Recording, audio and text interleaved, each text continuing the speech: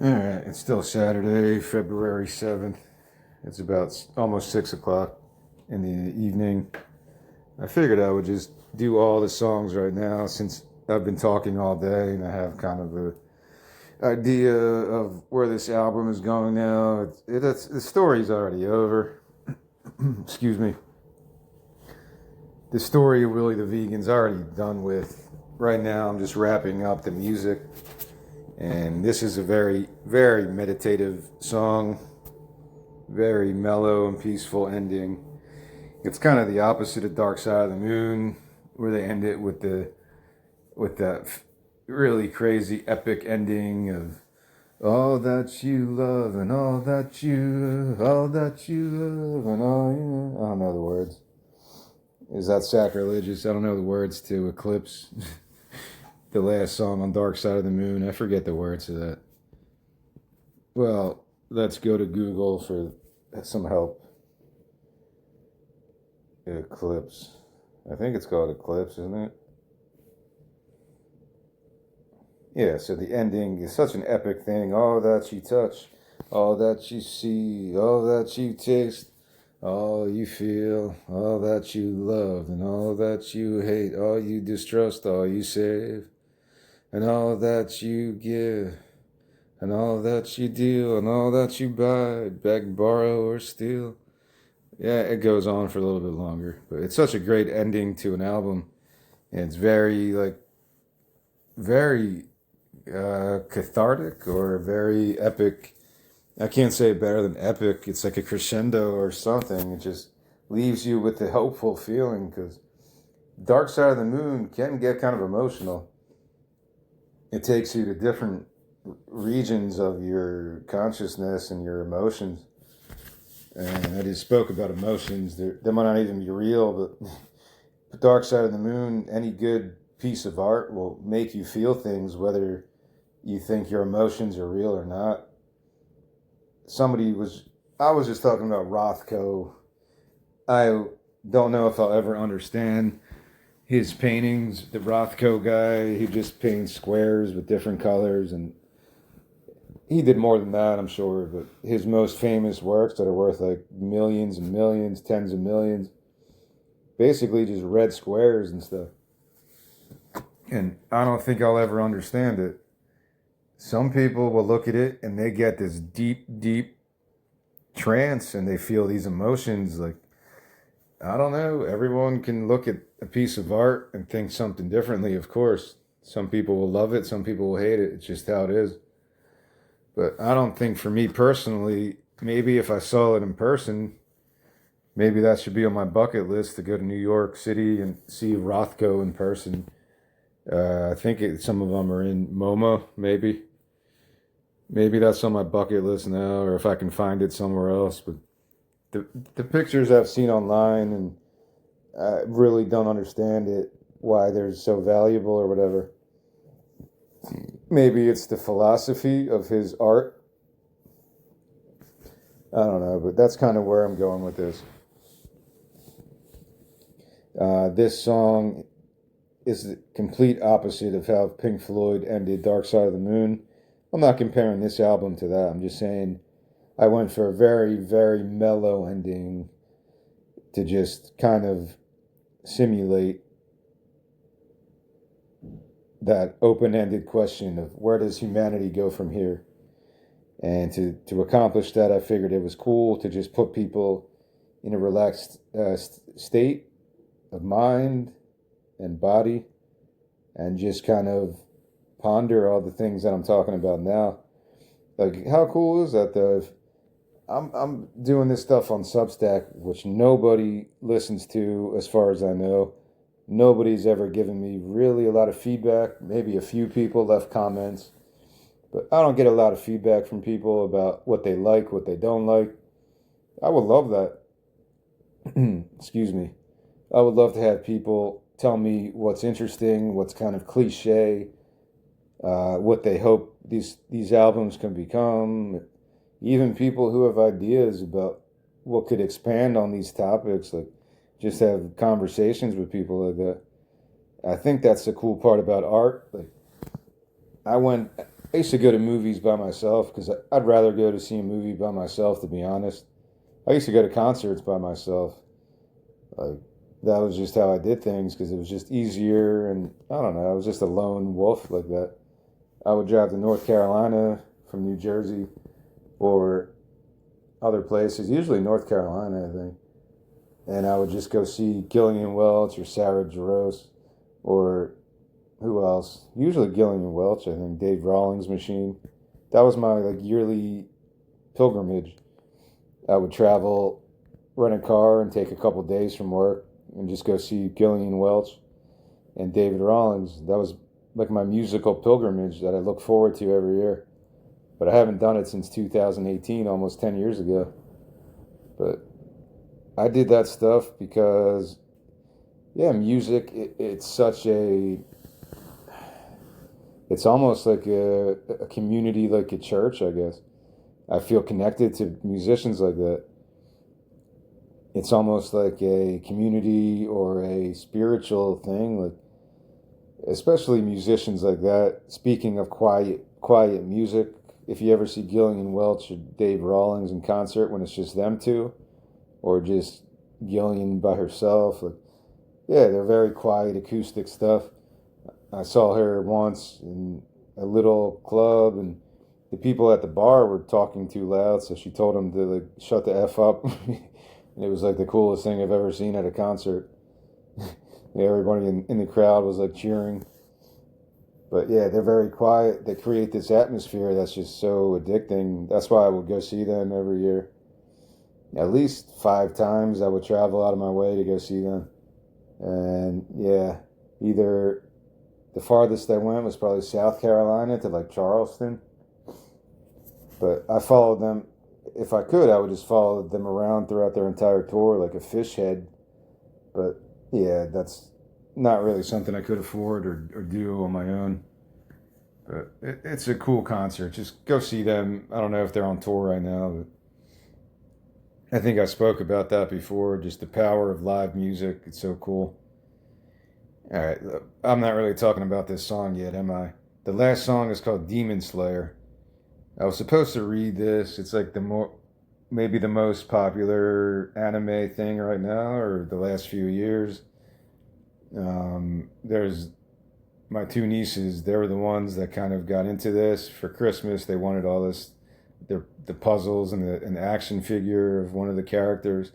So I was like, let me try to read this book. It's in like Japanese style, which is like the opposite, where you turn the pages the other way. I got it on Kindle, but I never read it.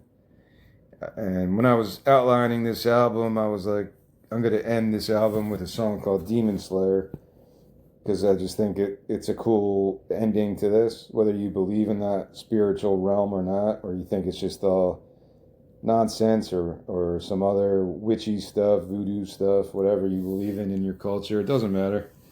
I was just listening to a shaman podcast, and they're like, that's what people believed back then. Like, they would go to the tribal leader.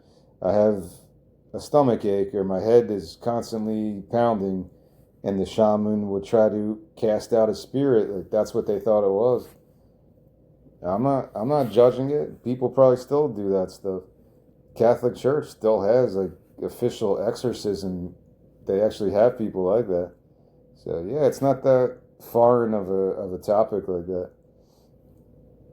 Like one of the most popular horror movies of all time is based on The Exorcist. Like, how could you not, with the tubular bells, like that soundtrack? I think I've watched The Exorcist all the way through once, and yeah, it's good. And now there's like a million different exorcism of Emily Rose and exorcism of whatever. There's that movie Frantic, which is all about demons. There's the Denzel Washington movie, which is pretty cool. Time is on our side. That's, you know, a movie I'm talking about. It's Denzel Washington and John Goodman, and they're like experiencing demons in the city. I can't think of it, what it's called, but it's a good movie too. But there's so many movies about this topic. And yeah, I never read the book. I guess that's a new anime thing, or it's kind of a not new but very popular with younger kids and maybe even teenagers. That Demon Slayer thing. I was gonna try to get into it. I just haven't read the book yet. So that's kind of where I was going when I named the last song that. I guess it's a happy ending for Willie. He's able to go back home as his consciousness drifts through space towards wherever his home planet is, or maybe he just exists in the universe and forms a new satellite or something. I don't know. I said the last recording that I'm not really sure how I want to end the story, besides that he's floating in space and that's how he finds his peace. His alien consciousness kind of just goes back to report on the human condition or whatever he was sent to Earth to do or whatever. Maybe his home planet is too far away, so people couldn't monitor Earth unless they send his consciousness there. I don't know, science fiction people would be like, there's a hole in your story, and yeah, whatever, it's just a stupid story, man. But I'll go with that plot, that whatever planet he's from in some distant universe, they weren't able to monitor the planet Earth, so they had to send his consciousness there to study human beings or whatever, and whatever. So this last song, it's supposed to be very quiet and meditative. It's called Demon Slayer. A demon slayed, more on the way. Spiritual selection, or a star child gifted. Evicted moonbeams, search the higher way. Thirst like a magic trick, music to sway the trip. So it's very simple melodies. That's the first verse. Those 8 lines will go together, and then you go right to the chorus. I'm picturing this like, well, this is more for myself when I go back to this at some point. I would have like kind of ambient music, maybe not even any drums or anything else, just atmospheric noise. And the chorus would come in very, very quietly, almost like it's breaking up, like static. Willie the vegan. You might not even need the full background singers, just the one very quiet, fading voice. Like his consciousness is spreading out to the universe, and it's very peaceful. You don't even need it to be loud this time. It's a different interpretation of that main chorus. Willie the vegan. Willie the vegan. Excuse me. So this chorus for this last song is just very understated. Willie the vegan. Willie the vegan. And then there's also a spoken word in the background. That's just, it's hard to age with relevance until you realize you were never relevant to begin with. I just thought that sounded cool. It goes back to that thing, and it fits that, because if you were ever to take a voyage to space and saw the vastness of the universe and saw Earth from some spaceship, you'd be like, that would be the ultimate ego death. You're never going to think of yourself again in the same way. If you were able to go to space and see planet Earth from a distance and just see the whole planet, you're going to be like, what are we doing? Why are we doing this to each other? Why are we having all these stupid divisions and stuff? I don't know. That's what I think. That's what my mind would go towards. The insignificance of the individual, but also the freeing quality of that. That you don't need to be a part of that noise, the buzz that divides people up by race and sex and creed, religion, gender, social econ, social economic scale and education level, all those different identifiers are just stupid. Maybe you need that to some degree. Like, I get it. It's a deeper conversation when you want to have a free and fair society and stuff. But a lot of that stuff is so contrived and so just forced on people. It's like, I don't want to live by that paradigm. It doesn't work. But again, these are longer conversations to have. I get that. I understand that. So after that chorus, Willie the vegan, Willie the vegan. Like I'm saying, you barely have any music in the background. This could be a short song. It just blends in with the last one. And I did forget the last song. It ends with a quote from the Bible, if I didn't say so before. It was a quote that I found when I was reading the John Woolman book. And it's, the tender mercies of the wicked are cruel. It's from Proverbs 12:10.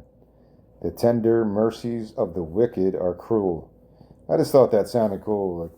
Like, it's very interesting idea to think about. Can a cruel person even be merciful?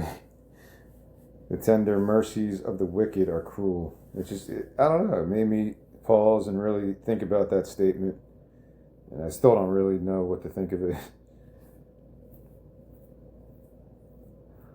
But, alright, let me continue singing this song. This is verse 2. Music to sway the trip, moonbeam to strain the crypt, songbird unfit to soar, birth of a million new chords, tonics to trap the trip, angels to pray and lift, born from the mystic's drift. What more beauty could exist? And I'm hearing in my head right now as I'm singing this, like very, just a lot of echo, like songbird unfit to soar, soar, soar, soar. Like I just hear a lot of effects on this, a lot of echo stuff. Then you could go back to the chorus again, Willie the vegan. Put echo on that, make it real trippy, ambient. And then you just go back to music to sway the trip. Music to sway the trip. And maybe I wanted to end this with that because that is kind of hopeful that music and art can be effective. I had a piece of digital art that I titled All Art is Propaganda, or Is All Art Propaganda? All Art is Propaganda. Because somebody said that. I forget who said that. Some either artist or politician said that in the past. All art is propaganda, but maybe that's not a bad thing all the time if you can promote a peaceful resolution to conflicts and stuff. Because when you hear propaganda, you always immediately assume that it's terrible, it's not good for people, it's going to mess people up. You have to be transparent, but maybe is there good versions of it? All right, it's George Orwell, I think. All Art is Propaganda is a book by George Orwell. I didn't know it was a book. All Art is Propaganda is the title of a collection of George Orwell's critical essays, so it's not a single book. All right. I don't know if he's the one that said that, though. I kind of feel like it was somebody else. Or Upton Sinclair, is that who it was?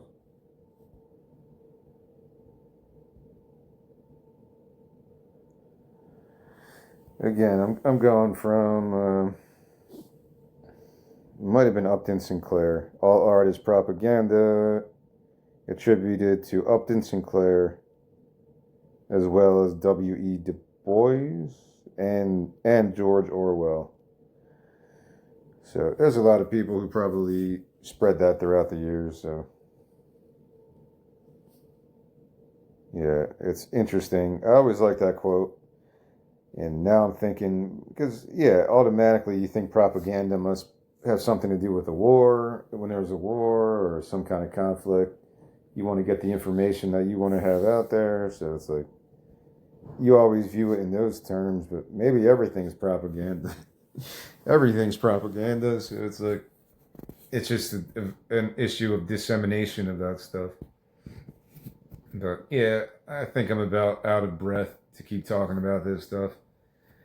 Everything I talked about today, because I just did 4 songs today, spoke for about 4 hours of the last 4 songs of this album. Because, like I said, I'm currently studying to be a nurse assistant.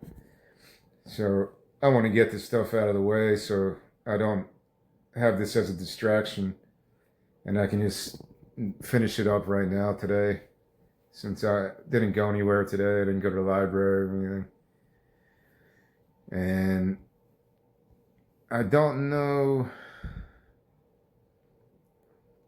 how I want to release this. Like, I will probably turn it into a book with illustrations and sell it on Amazon, like I did with groceries or cross-dressing at Goodwill.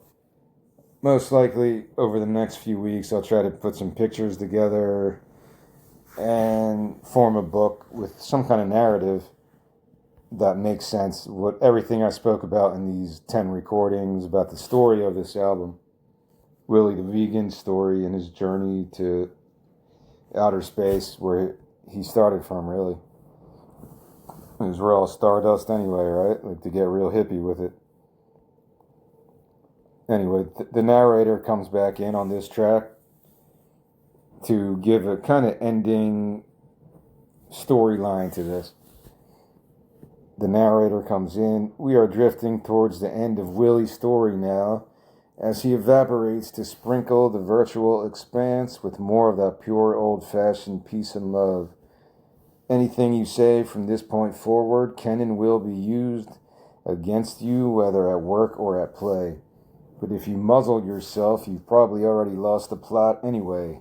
Or maybe that obtrusively introspective analysis is the reason the world wrinkles and grays without all of that ego-soothing grace. Then you go back to Willie the Vegan was a stand-up comedian, or was he really just an off-the-wall alien on a mission to analyze why everything in the world sucks? Yeah, I don't know how I'm going to sing this. His final conclusion, and then it just ends there. Conclusion, conclusion, conclusion.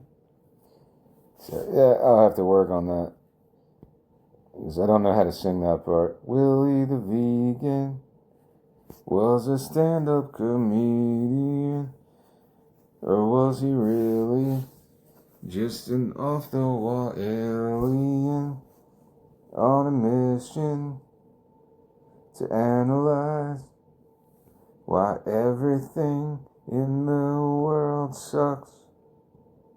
I guess that could work. His final conclusion, and then it's just left open-ended like that. The narrator will come back in at the end of that. Well, boys and girls, don't shoot me if you haven't found quite what you're looking for, as I'm merely the messenger in a long line of messengers.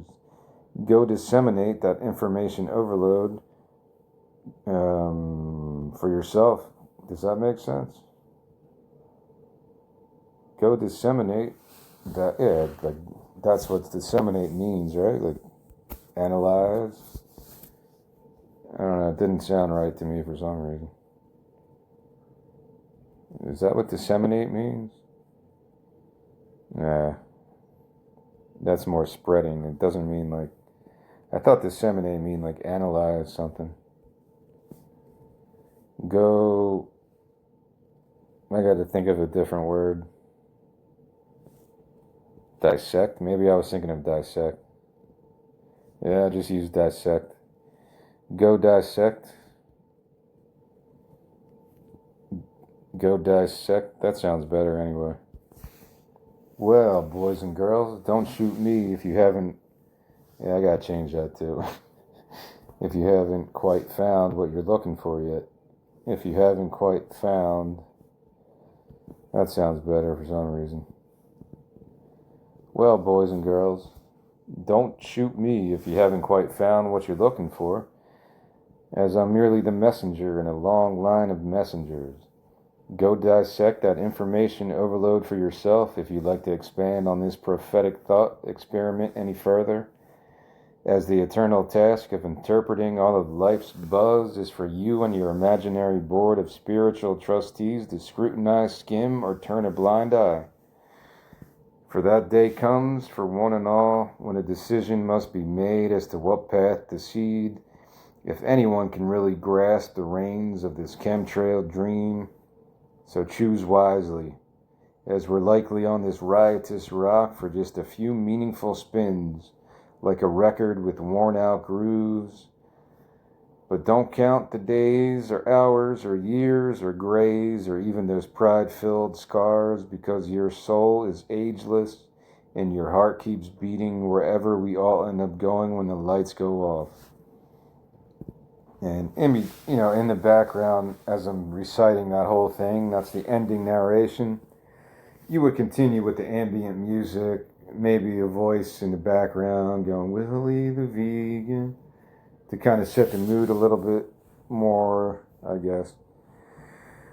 And I thought the best quote that I could end this with is Bill Hicks, because that came to my mind like almost instantly. I was sitting in the library thinking, how could I end this story? What quote? And I just instantly thought of Bill Hicks, like that famous bit that he does about prophets and how they always get killed. I used to listen as a teenager to sports radio in Philadelphia, like religiously. Seriously, every night I couldn't go to sleep unless I was like listening to sports talk radio. Every time I drove around, I would have to listen to 94.1, or back then it was like AM 610 WIP, and then like a new one came later. But they're both good. I still listen to it, but not as much. I'll just listen to it on Spotify sometimes, or YouTube. But there was one host who would play Bill Hicks to intro his show. I want to say, I forget his name, apologies, but I know he was on 610 WIP. I forget who used to do it. I don't know if Google can help me with this one.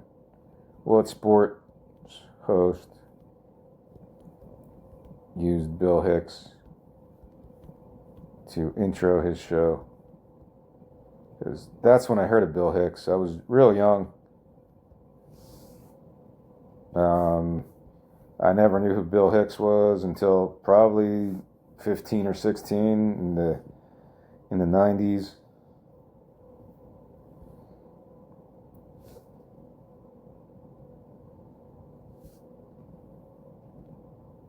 Yeah, I'm not going to be able to find this because it was like an overnight show. It was a late night show. And I don't think I'm going to be able to find it. It was somebody on Philadelphia Sports Talk Radio, and if somebody ever hears this and remembers the guy's name, I just want to pay him respect and thanks for leading me to that. I forget his name. Yeah, I don't remember.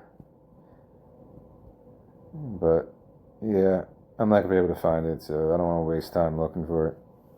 But that's where I first heard of Bill Hicks, and it was this quote. And the ride goes up and down and round and round. It has thrills and chills, and it's very brightly colored, and it's very loud, and it's fun for a while. Some people have been on this ride for a long time and they begin to question, is this real or is this just a ride? And other people have remembered and they have come back to us and they say, hey, don't worry, don't be afraid ever, because this is just a ride. And we kill those people.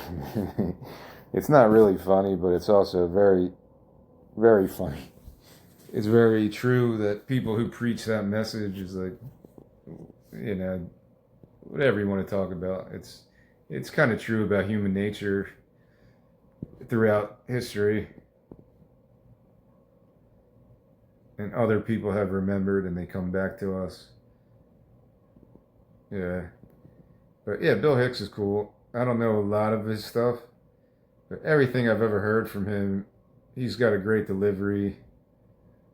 And he's just one of those comics that's probably loved by comics.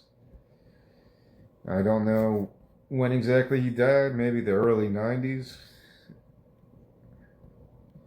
But he was pretty young, I think.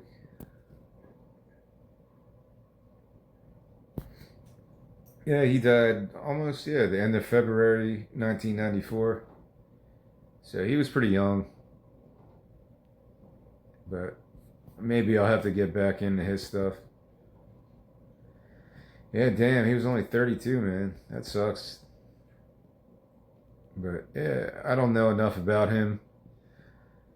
I think he was from Texas. But that's basically all I really know about the guy.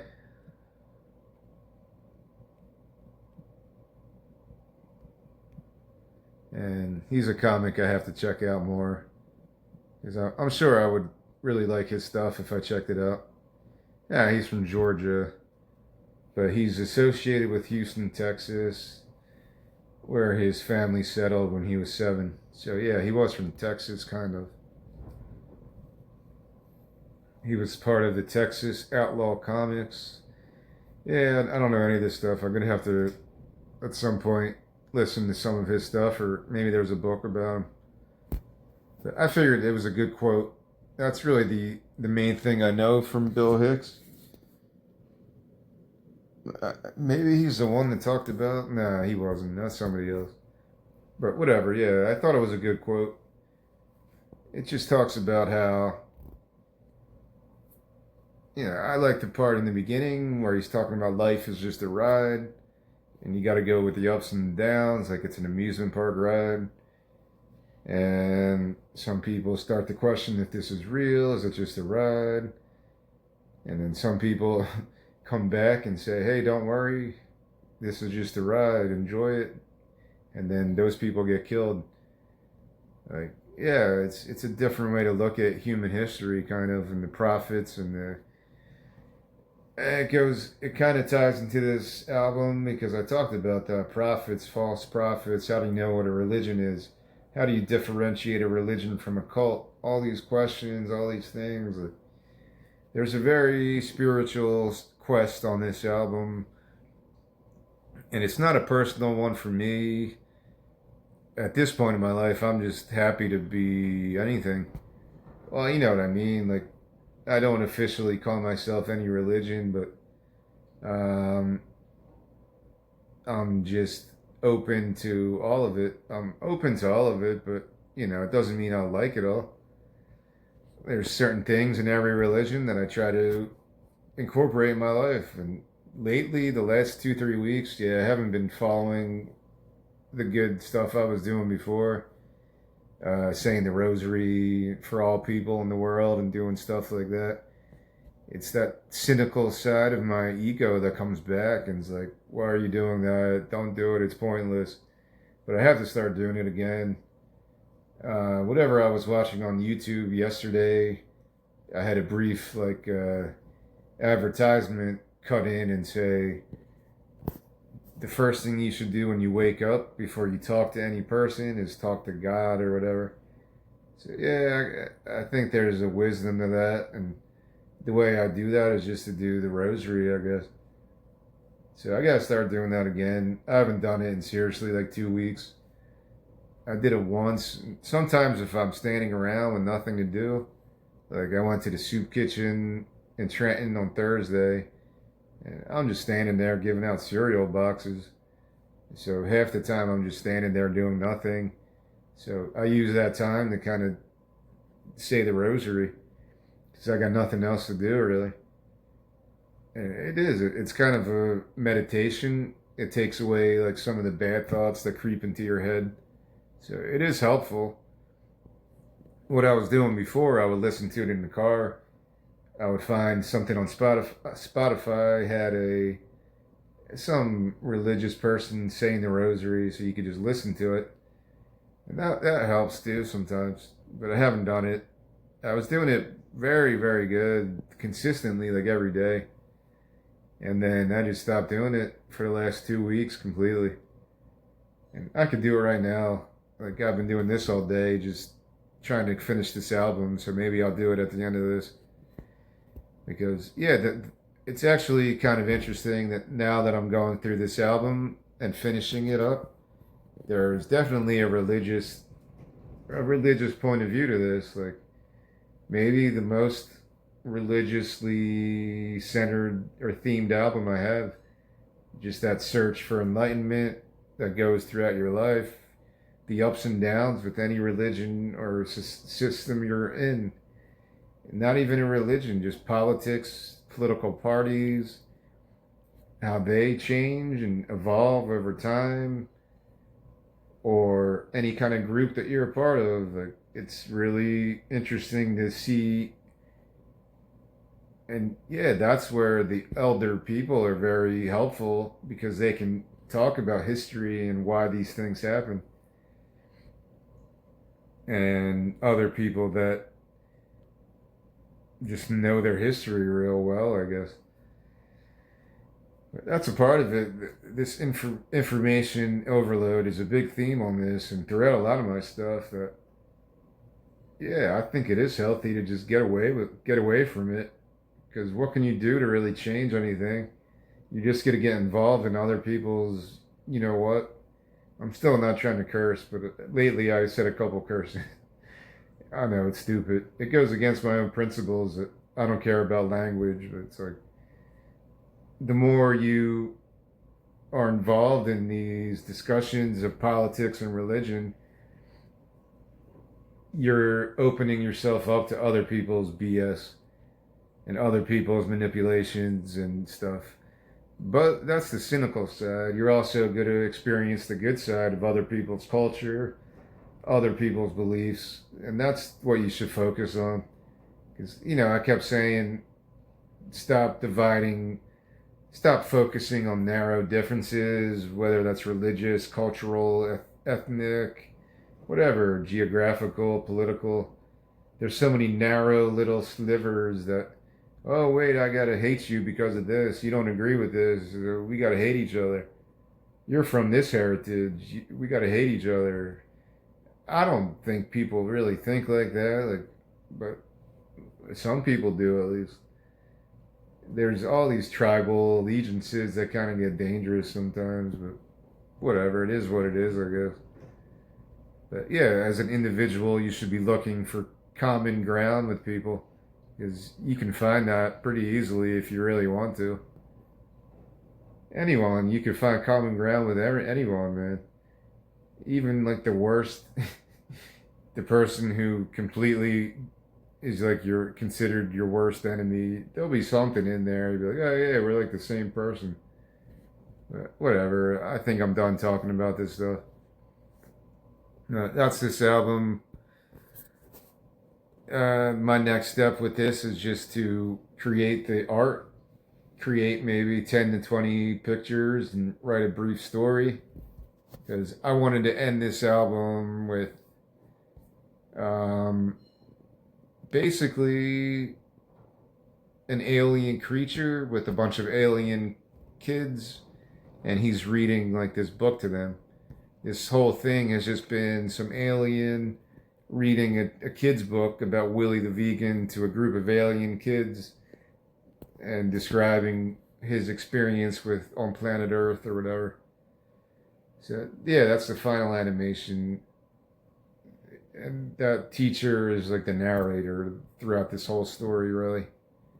So I got to make sure I organize that correctly, but I think I already did that. So yeah, that's the whole story. Hopefully you got something from all these ramblings. Yeah, I would love to get feedback from people if that ever happens. Just what people think is stupid, what people think like is cliche, what people enjoyed. And then that would help me kind of focus things a little bit if I got enough of a response. But yeah, I'm not expecting that. I love Substack. I think Substack's really cool. I never had a problem with Substack. They're very anti-censorship and they allow people to speak what's in their mind. I like Substack a lot, man. I like Medium as well. Medium I never had a problem with. They allow me to share all this stuff and speak all these things. It's just hard to get followings from people and to get feedback from people because I know everyone's busy and there's crazy stuff in the world. So yeah, I don't want to be like whining about that, but just for the 4 or 5 years that I've been on Substack, maybe it's less than that. Probably about 4 years. I never got any money from it. I never got any real feedback from people or subscription stuff. I wasn't looking for that at first at all. I didn't even know you could do that and charge people to be on your site. But yeah, I'm not lying. I wish I could do that. I'm not gonna lie. I wish I had enough people that subscribe to me that I could make a good income off of it. And I keep doing this stuff. It would make it a little bit easier if I knew I had a somewhat of an audience.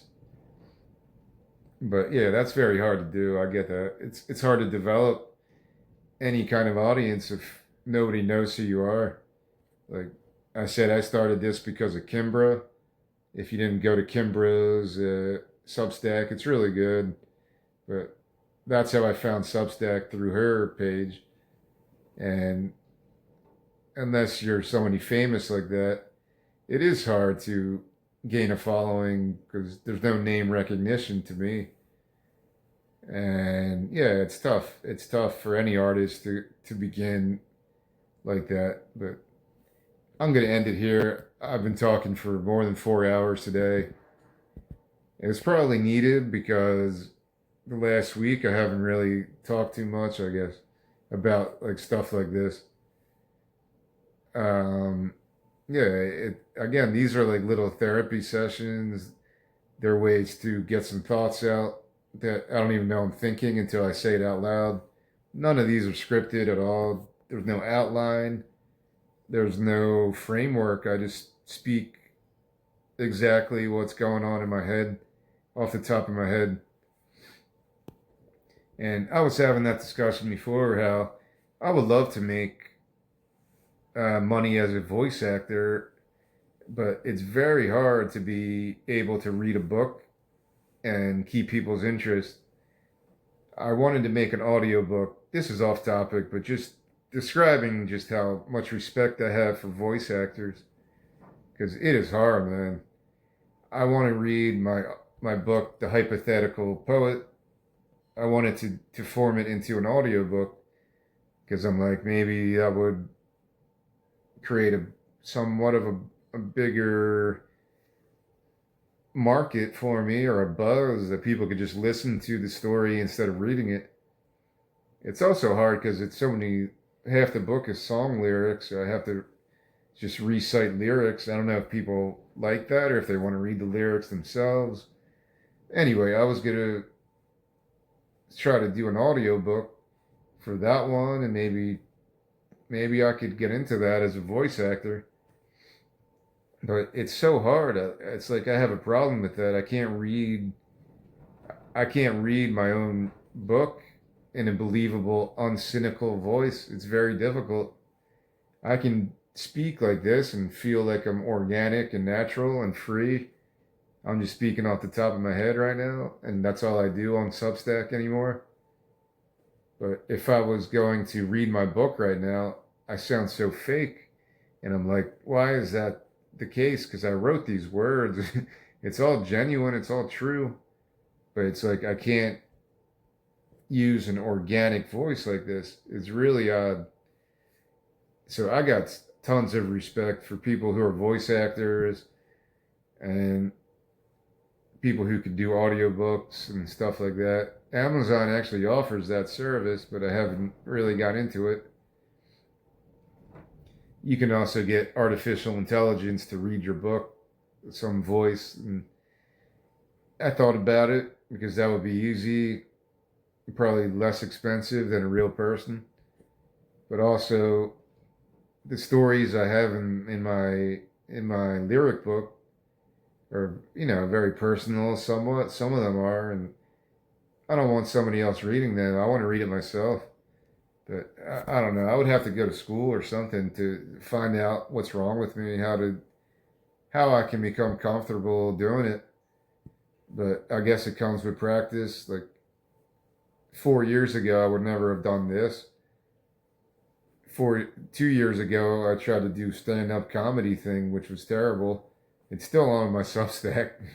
I think my 200th post, I was like, to celebrate my 200th post, I'm going to do stand-up comedy bit, and it was just so bad. Yeah, so I know I can never do that.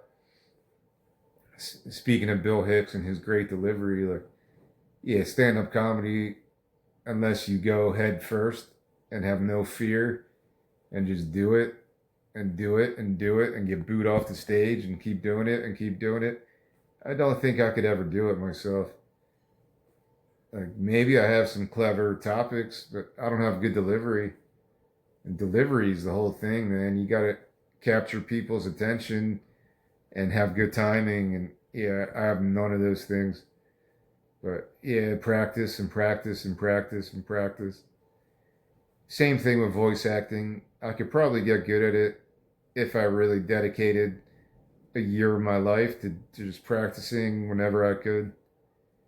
I would form a voice that maybe could become more natural sounding and just believable. Like, I'm just like, why can't I read my own words in a non-cynical way? It's like automatically I just feel like, oh man, I hate my writing, or I don't believe in this. But it's all true. Everything I wrote in my book it's all genuine how I felt about stuff as I was writing these albums. Uh, my poetry anthology, The Hypothetical Poet, which I'm currently also forming a part two now. I said after I was done with Willie the Vegan, I would start a part two, and I already kind of put it together. I just have to write the prefaces, flesh it out. Maybe it'll be done like in a year or so from now. But yeah, it's the first one I did took me about 2 years to write to really get it to a point that I thought was professionally done. And, I made sure to be very clear and transparent about everything I wrote about. And some of that stuff was hard to write about. Not all of it, but a couple of the chapters were. But when I go to read it out loud, because I did want to do an audiobook even back then, and I don't know, I just can't do it. It's very hard to do. But, all right, I think I'm done. I'm at almost 50 minutes. I hope this album can become something more because it could really work as an animation. And I'll just end it with that sentiment because I love animation. I love graphic novels. Pink Floyd, The Wall, the animation in that, like heavy metal. I love that type of animation. Kimbra, actually, speaking of Kimbra, the last album she made was like, there was an animated element to all the songs she did, Idols and Vices. It was really cool. And I love animation because just like science fiction and that type of written storyline, that type of genre of science fiction, animation gives you complete freedom. Like you don't need there's no boundaries. You can create anything that your mind wants through animation. So yeah, it's just more freeing. I don't know if it's really less or more expensive than having like, you know, real live actors or CGI stuff. But whatever, I love animation, any kind, the old fashioned kind, the CGI stuff. It's all good. I just love animated stuff. So yeah, hopefully I could eventually get more involved with that side of things because I said every album I write, there's like a cinematic appeal. That's how I get into the universe of it. There's a cinematic quality that draws me in, and hopefully it draws other people in. This is a completely ridiculous story, but with the animation, it could become like really cool. And you could tell I didn't even focus on the story too much. I was still writing the story today as I finished the last couple songs. I didn't know how to end the story, and I was just like, this story's so ridiculous. What am I even trying to be all structured about it? Just end it however you want to end it, man. Like, don't ever think a stupid story like this. So, but with animation, it could become like a meaningful thing because visuals are so powerful. And I can't really give examples, but I'm sure there's people who are going to think of something of how that is, and why the visual component is so powerful. Like when they first started um, televising presidential debates, like Kennedy versus Nixon, the visual element was so powerful and so manipulative and so I can't think of the word. The visual element of seeing these people, Kennedy and Nixon, the visual component was very powerful. Like if you just hear their voices, you might feel differently about these people. The visual side of things, it's always going to be, whether it's just a bias or something ingrained in your head. It's very weird to think of that stuff. But I'm going to end this here. I could talk for another whatever about random stuff, but hopefully you see where I'm going with this entire concept. That's all I really say at the end of every one of these. I hope it connects with some people, and some people can at least appreciate that I'm trying to create something outside of the usual commercial radio thing. Oh yeah, I even forgot the Sturgill Simpson album, Sound and Fury. He has some crazy good animations for that. I love that album, but then the animations along with it, yeah, that album kicks ass, dude. And the animations are absolutely amazing on that one. If you never saw Sturgill Simpson, Sound and Fury, I think it was exclusive to Netflix. I don't know if it's still on there, but yeah, go watch that if you like anime and that type of animation. And I don't even know that much about anime at all. The Demon Slayer is like the only one I could name, probably. I never got into it. Never got into comic books as a kid. But yeah, it's all good. I love graphic novels, at least like Watchmen and a couple that I read. But that's all. Definitely, I'll try to list some of these inspirations to give these people credit that I mentioned throughout these because I like to do that. And all right, that's all.